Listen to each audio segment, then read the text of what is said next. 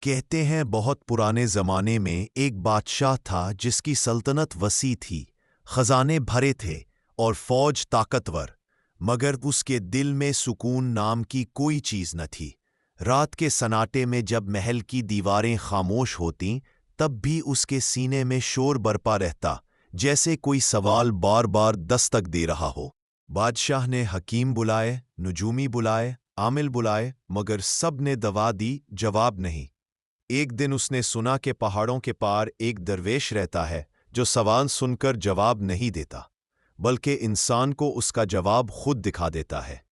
بادشاہ کو یہی بات چبھ گئی۔ وہ راتوں رات سادہ لباس میں نکلا، نہ تاج نہ لشکر۔ کئی دن کے سفر کے بعد وہ ایک ویران بستی میں پہنچا، جہاں ایک شکستہ درخت کے نیچے وہ درویش بیٹھا تھا، آنکھیں بند، سانس گہری، جیسے وقت اس کے پاس آ کر ٹھہر گیا ہو۔ بادشاہ نے کہا، میرے پاس سب کچھ ہے، پھر بھی میں خالی ہوں، بتاؤ کمی کیا ہے؟ درویش نے آنکھیں نہیں کھولی، بس زمین سے ایک مٹھی مٹی اٹھائی اور بادشاہ کے ہاتھ پر رکھ دی۔ کہا، اسے سنبھال کر رکھو، جواب مل جائے گا۔ بادشاہ کو غصہ آیا، مگر وہ مٹی لے آیا۔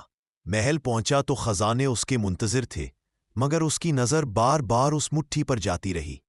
دن گزرے، مٹی وہی رہی، مگر دل میں عجیب سا بوجھ بڑھتا گیا۔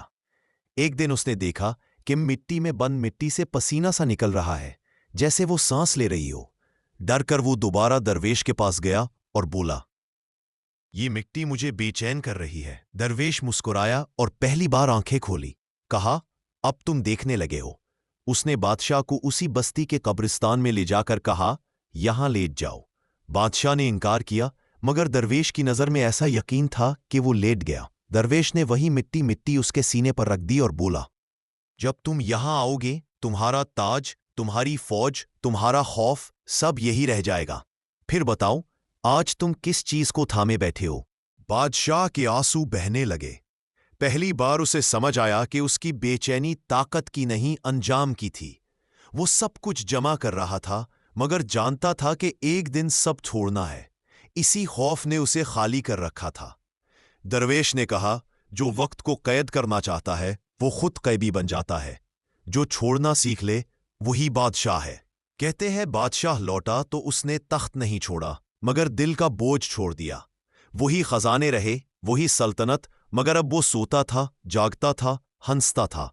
لوگ کہتے تھے بادشاہ بدل گیا ہے، مگر اصل میں وہ پہلی بار ملا تھا خود سے۔ اور درویش، وہ آج بھی کسی درخت کے نیچے بیٹھا ہے، کیونکہ جو وقت سے آزاد ہو جائے اسے محل کی ضرورت نہیں ہوتی۔